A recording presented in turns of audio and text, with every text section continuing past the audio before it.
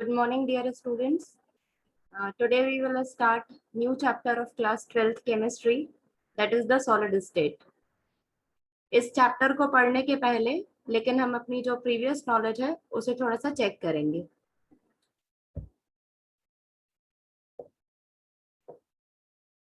जो solid state है, हमें मालूम है कि ये मैटर का ही एक स्टेट है।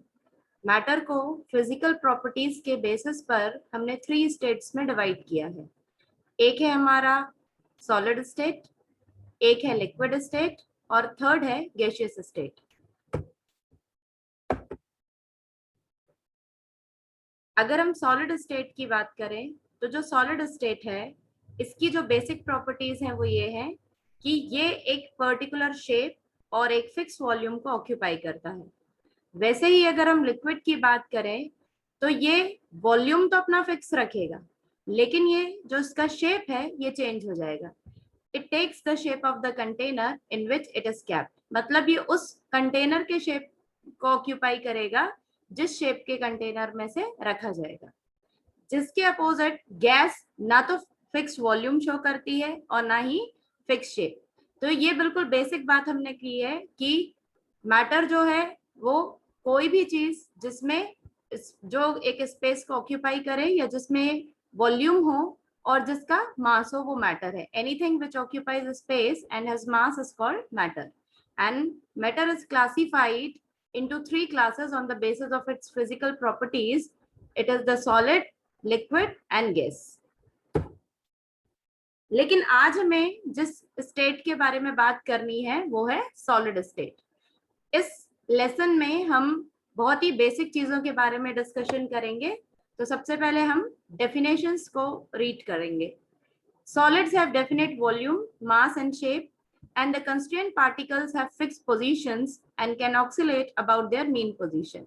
Solids जो है ये भी हमने बात की कि इनका वॉल्यूम डेफिनेट है, means there is certain volume, है ना, there is certain mass and there is certain shape. ये तीनों ही प्रॉपर्टी जो मैटर शो करेगा वो क्या है, सॉलिड है। उसमें कुछ ना कुछ वॉल्यूम, मास और शेप होगा। साथ ही साथ जो कॉन्स्टिट्यूएंट पार्टिकल्स हैं, मतलब सॉलिड जिन भी एटम्स, मॉलिक्यूल और आयन से बना है उनकी पोजीशन फिक्स है। वो एक पर्टिकुलर प्लेस पर ही रहेंगे, वो फ्री नहीं है मूवमेंट करने के लिए। लेकिन अगर हम उन्हें किसी भी तरीके की हीट या थर्मल एनर्जी प्रोवाइड करते हैं तो वो अपनी मीन पोजीशन पे, मीन्स अपने ओरिजिनल प्लेस पे ही वाइब्रेट करेंगे। Now the most stable state of matter, किसी भी मैटर की तीनों स्टेट्स में, है ना, सॉलिड, लिक्विड या गैस, तीनों स्टेट में सबसे स्टेबल स्टेट कौन सी होगी ये डिपेंड करती है दो ऑपोजिंग फोर्सेस पे। दो ऑपोजिंग फोर्सेस पे कौन कौन से ऑपोजिंग फोर्सेस हैं? एक है इंटरमोलिकुलर फोर्स और दूसरा है थर्मल एनर्जी। इंटरमोलिकुलर फोर्स को पहले हम समझें कि ये है क्या। मॉलिक्यूल के अंदर, मैटर के अंदर मॉलिक्यूल्स जो होते हैं उनके बीच में एक सर्टेन स्पेस होता है, ठीक। ये स्पेस जितना ज्यादा होगा, मॉलिक्यूल्स के बीच में जो इंटरमॉलिक्यूलर अट्रैक्शन या फोर्स होगा वो उतना ही कम होगा। लेकिन अगर मॉलिक्यूल्स पास होंगे तो उनके बीच में जो इंटरमॉलिक्यूलर फोर्स या अट्रैक्शन है वो ज्यादा होगा। तो intermolecular force is a force which binds the molecules within a matter. ये फोर्स मॉलिक्यूल्स को बाइंड करके रखता है, उन्हें पास रखने के लिए रिस्पॉन्सिबल है with in a matter. Second है थर्मल एनर्जी। थर्मल एनर्जी जहां पर इंटरमॉलिक्यूलर फोर्स मॉलिक्यूल्स को बाइंड करता है, वहीं पर अगर हम किसी मैटर को थर्मल एनर्जी प्रोवाइड करते हैं तो मॉलिक्यूल्स इस एक्सेस एनर्जी को एब्जॉर्ब करके अपने प्लेस से कहां जाने लगते हैं, दूर। तो एक्चुअली सॉलिड स्टेट कब एग्जिस्ट करती है? बहुत लो टेम्परेचर पर जो थर्मल एनर्जी होगी मॉलिक्यूल्स की वो भी कैसी हो जाएगी, कम हो जाएगी। जब थर्मल एनर्जी कम होगी तो मॉलिक्यूल्स जो हैं वो दूर नहीं जा पाएंगे। जब दूर नहीं जाएंगे तो उनके बीच का जो इंटरमॉलिक्यूलर फोर्स है वो कैसा हो जाएगा, स्ट्रॉन्ग हो जाएगा, और मॉलिक्यूल जो है वो सॉलिड स्टेट में एग्जिस्ट करेगा। तो most stable state of matter जो है वो दो ऑपोजिंग फैक्टर्स के नेट इफेक्ट पर डिपेंड करती है, इंटरमोलिकुलर फोर्स और थर्मल एनर्जी। सॉलिड्स के केस में थर्मल एनर्जी लो टेम्परेचर पर कम रहेगी, जिससे इंटरमोलिकुलर जो डिस्टेंस है वो कम हो जाएगा, इंटरमोलिकुलर फोर्स बढ़ जाएगा और मॉलिक्यूल्स अपनी जगह पे ही फिक्स हो जाएंगे। लेकिन थर्मल एनर्जी की वजह से वो सिर्फ क्या करेंगे, अपने मीन पोजीशन पे वाइब्रेट करेंगे। तो कोई भी मैटर इस तरीके से सॉलिड स्टेट में एग्जिस्ट करता है।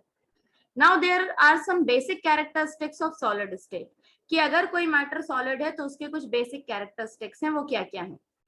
First is it has definite mass, volume and shape, ये भी हम पढ़ चुके हैं। सेकेंड है इंटरमोलिकुलर डिस्टेंसेस आर शॉर्ट। मैंने अभी आपको बताया कि जो मैटर है उसके अंदर जो मॉलिक्यूल्स हैं सॉलिड में, ये जो इंटरमोलिकुलर डिस्टेंस है ये कम होगा, जिसकी वजह से उनके बीच का इंटरमोलिकुलर फोर्स या इंटरमोलिकुलर अट्रैक्शन जो है ये कैसा होगा, स्ट्रॉन्ग। तो थर्ड पॉइंट यही लिखा है, intermolecular forces are strong. Fourth है constituent particles have fixed position and can oscillate about their mean position. फिर से वही बात आ गई कि जो कंस्टिट्यूएंट पार्टिकल्स हैं, एटम्स, आयन या मॉलिक्यूल, जब इनके बीच में इंटरमोलिकुलर फोर्स बहुत स्ट्रॉन्ग होगा क्योंकि डिस्टेंस शॉर्ट है, तो ये अपनी प्लेस को क्या करेंगे, फिक्स रखेंगे, ये इधर उधर नहीं घूमेंगे। जब इन्हें एक्स्ट्रा एनर्जी भी मिलेगी तो ये सिर्फ क्या करेंगे, वाइब्रेट करेंगे। And fifth one is they are incompressible and rigid. Incompressible, compressible का मतलब होता है जो चीज दब जाए, तो इनकम्प्रेसिबल, आप वुड का एक पीस लीजिए और आप उसको दबाकर देखिए, क्या वो दबता है, नहीं। तो सॉलिड्स जो हैं उनकी एक प्रॉपर्टी ये है कि ये इनकम्प्रेसिबल होते हैं और रिजिड होते हैं, कठोर होते हैं, ठीक है। Now the classification of solid. अगर हम सॉलिड्स की क्लासिफिकेशन की बात करें तो सॉलिड्स को हम उसके अंदर जो कॉन्स्टिट्यूएंट पार्टिकल्स हैं वो किस तरीके से अरेंज्ड हैं, इस बेस पर हम सॉलिड्स को दो क्लासेस में क्लासिफाई करते हैं। First is crystalline solid and second is amorphous solid. किस बेस पे कर रहे हैं, on the basis of nature of order present in the arrangement of their constituent particles।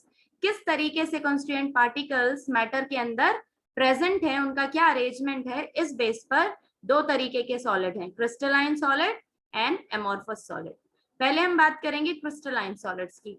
Crystalline solids, crystals हमें जहां देखने मिले, जिस सॉलिड स्टेट में, जिस सॉलिड मैटर में हमें लार्ज नंबर ऑफ क्रिस्टल्स देखने मिलते हैं, वो कौन से सॉलिड्स होते हैं, क्रिस्टलाइन सॉलिड्स होते हैं। इन क्रिस्टलाइन सॉलिड्स की एक और स्पेशलिटी ये है कि ये जो लार्ज नंबर ऑफ क्रिस्टल्स से बनते हैं उनका एक पर्टिकुलर, एक स्पेसिफिक ज्योमेट्रिकल शेप होता है।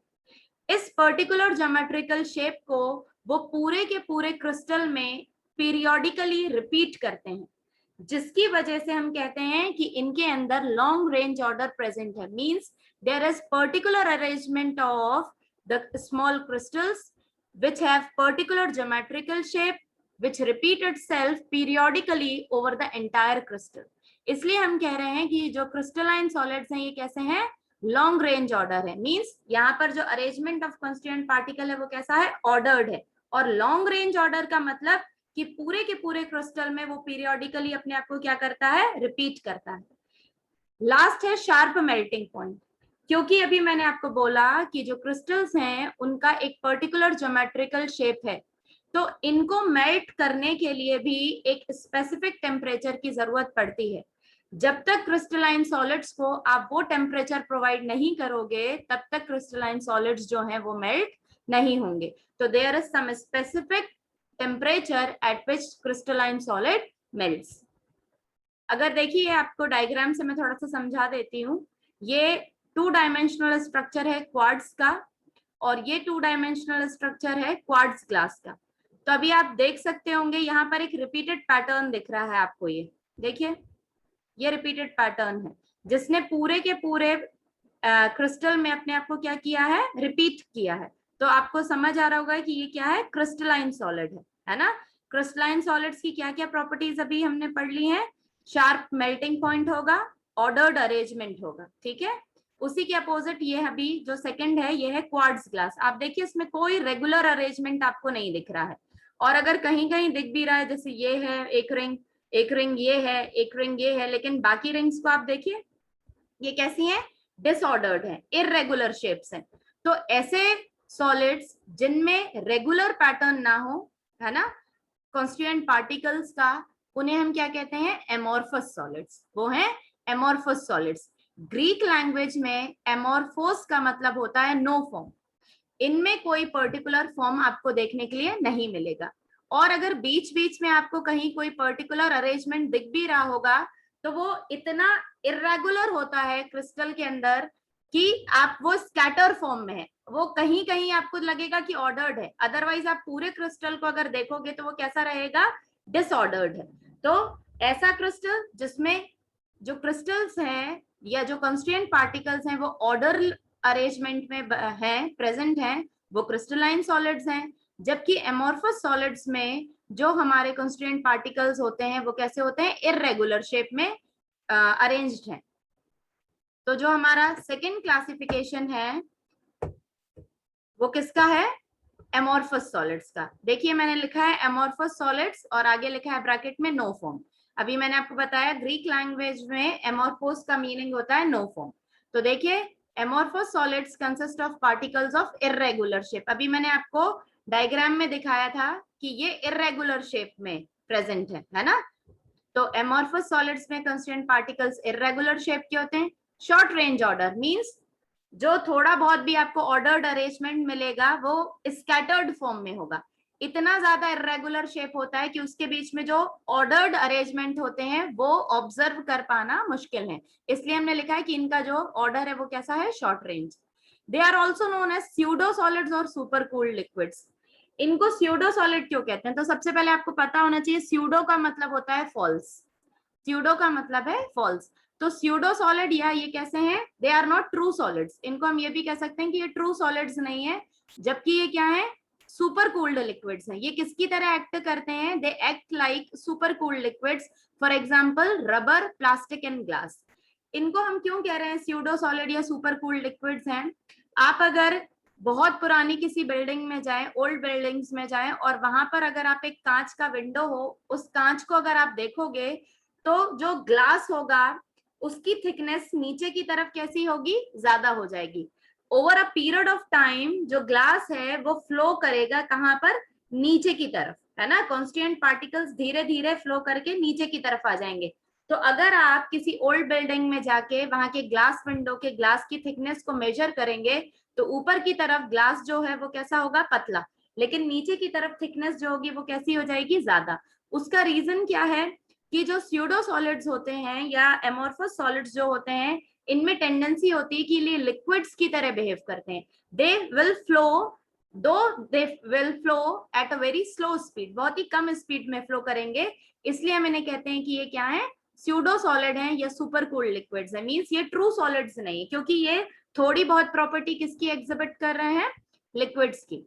दे soften over a range of temperature, क्योंकि इनमें शॉर्ट रेंज ऑर्डर है, मींस कहीं पे थोड़ा अलग पैटर्न है, फिर थोड़ा डिफरेंट पैटर्न है, फिर अलग पैटर्न है, मींस पूरे के पूरे सॉलिड में there is no ordered arrangement of constant particles. इसलिए आपका एक पोर्शन किसी दूसरे टेम्परेचर पे मेल्ट हो जाएगा, थोड़ा सा दूसरा जब पोर्शन की बात करेंगे तो वो किसी और टेम्परेचर पे मेल्ट होगा। Means because there is no ordered arrangement of particles, तो जो टेम्परेचर भी है वो स्पेसिफिक नहीं है कि पूरा का पूरा जो सॉलिड होगा वो किस टेम्परेचर पे मेल्ट करेगा, मींस ये रेंज ऑफ टेम्परेचर पर मेल्ट शो करेगा। तो इसके एग्जांपल हैं रबर, प्लास्टिक एंड ग्लास। अगर आप रबर को कट करोगे, है ना, अगर आप रबर बॉल को ही ले लें और आप उसको कट करके देखेंगे तो वो कैसा दिखेगा, आपको इरेगुलर दिखेगा। तो ये किसका एग्जांपल हो गया, एमोर्फस सॉलिड का। एमोर्फस सॉलिड्स के एग्जांपल है रबर, प्लास्टिक एंड ग्लास। जबकि क्रिस्टलाइन सॉलिड के एग्जांपल क्या क्या है, सोडियम क्लोराइड जिसे हम NaCl कहते हैं and quartz. Now there are some other properties of crystalline solid. तो पहली प्रॉपर्टी क्या है क्रिस्टलाइन सॉलिड्स की, इन्हें हम साथ साथ डिस्कस कर रहे हैं, क्रिस्टलाइन सॉलिड और एमोर्फस सॉलिड। पहली प्रॉपर्टी है हीट ऑफ फ्यूजन, है ना। हीट ऑफ फ्यूजन का मतलब क्या है, पहले तो ये समझे, the amount of heat which is required to convert any solid into liquid. वो अमाउंट ऑफ हीट जो किसी सॉलिड को लिक्विड में कन्वर्ट करने के लिए हमें चाहिए वो क्या है, हीट ऑफ फ्यूजन। तो क्रिस्टलाइन सॉलिड्स की हीट ऑफ फ्यूजन की अगर हम बात करें तो ये कैसी है, डेफिनेट और कैरेक्टरिस्टिक्स है, means there is fixed amount of heat you should provide so crystalline solid will melt and convert into solid. एक स्पेसिफिक टेम्परेचर जब तक आप क्रिस्टलाइन सॉलिड को प्रोवाइड नहीं करोगे तब तक वो मेल्ट होकर सॉलिड में लिक्विड में कन्वर्ट नहीं होगा. इसके अपोजिट अगर हम एमोर्फस सॉलिड्स की बात करें तो जो एमोर्फस सॉलिड्स हैं they do not show any definite heat of fusion. क्यों एक डेफिनेट हीट ऑफ फ्यूजन नहीं शो करते, ये मैंने अभी आपको बताया कि जो सॉलिड्स हैं एमोर्फस सॉलिड्स उनमें जो कॉन्स्टिट्यूएंट पार्टिकल्स हैं उनमें कोई भी ऑर्डर्ड अरेंजमेंट नहीं है ना. तो ऑर्डर्ड अरेंजमेंट ना होने की वजह से वो अलग अलग टेम्परेचर पे मेल्ट हो जाते हैं. तो क्योंकि वो अलग अलग टेम्परेचर पे मेल्ट हो रहे हैं तो हम कह सकते हैं कि कोई पर्टिकुलर हीट ऑफ फ्यूजन नहीं है जिस पर ये एमोर्फस सॉलिड्स लिक्विड में कन्वर्ट हो जाए. Now the next property is crystalline solids are anisotropic in nature. Anisotropic का मतलब है कि अगर आप क्रिस्टलाइन सॉलिड्स में कुछ फिजिकल प्रॉपर्टीज जैसे कि रेफ्रेक्टिव इंडेक्स हो गया, इलेक्ट्रिकल कंडक्टेंस हो गया, इलेक्ट्रिकल रेजिस्टेंस हो गया, अगर ऐसी कुछ फिजिकल प्रॉपर्टीज को मेजर करते हैं तो अगर हम इन्हें अलग अलग डायरेक्शन से मेजर करें then they will show different values in different directions. अलग अलग डायरेक्शंस में कुछ फिजिकल प्रॉपर्टीज जो है वो अलग अलग वैल्यूज शो करेंगी. ये क्यों कर रही हैं अलग अलग वैल्यूज शो? क्योंकि क्रिस्टलाइन सॉलिड में जो अरेंजमेंट ऑफ पार्टिकल्स है वो डिफरेंट है इन डिफरेंट डायरेक्शंस. इसलिए हमने कहा कि क्रिस्टलाइन सॉलिड कैसे होते हैं, एनिसोट्रोपिक. उसके अपोजिट एमोर्फस सॉलिड्स जो हैं ये आइसोट्रोपिक नेचर के होते हैं. आइसोट्रोपिक होने का मतलब कि आप किसी भी डायरेक्शन से फिजिकल प्रॉपर्टीज को मेजर करिए उनकी वैल्यूज सेम रहेंगी. Now the next property is the cleavage property. Cleavage property का मतलब है क्लीव होना मीन्स टूट जाना. तो अगर हम किसी क्रिस्टलाइन सॉलिड को किसी शार्प एज टूल से, फॉर एग्जांपल नाइफ से काटो आप, है ना, शार्प एज टूल है, तो ये क्या होगा, दो पीसेस में स्प्लिट हो जाएगा, टूट जाएगा. लेकिन जो न्यूली जनरेटेड सरफेसेस होंगे वो कैसे होंगे, स्मूथ और प्लेन होंगे. क्रिस्टलाइन सॉलिड को अगर हम किसी शार्प एज टूल से काटेंगे तो जो न्यूली जनरेटेड सरफेसेस होंगे वो स्मूथ और प्लेन होंगे. इसके अपोजिट अगर हम एमोर्फस सॉलिड की क्लीवेज प्रॉपर्टी की बात करें तो जब हम उन्हें किसी शार्प टूल से काटेंगे तो जो न्यूली जनरेटेड सरफेसेस होंगे वो कैसे क्या शो करेंगे, इरेगुलरिटीज शो करेंगे on their surface. For example plastic का एक बॉल लीजिए, बच्चों का खेलने वाला जो प्लास्टिक बॉल आता है उसको आप काट कर देखिए तो जो कटा हुआ सरफेस होगा जब आप उस पर हाथ लगाकर देखेंगे बॉल के एज पर तो आपको पता पड़ेगा कि वो कैसा है, इरेगुलर है, आपको उबड़ खाबड़ लगेगा छूने में, है ना, खुरदुरा. तो एमोर्फस सॉलिड्स जो हैं वो इरेगुलर सरफेसेस देंगे जबकि क्रिस्टलाइन सॉलिड्स जो हैं ये हमें प्लेन सरफेसेस प्रोवाइड करेंगे. So this is all for today. Thank you so much.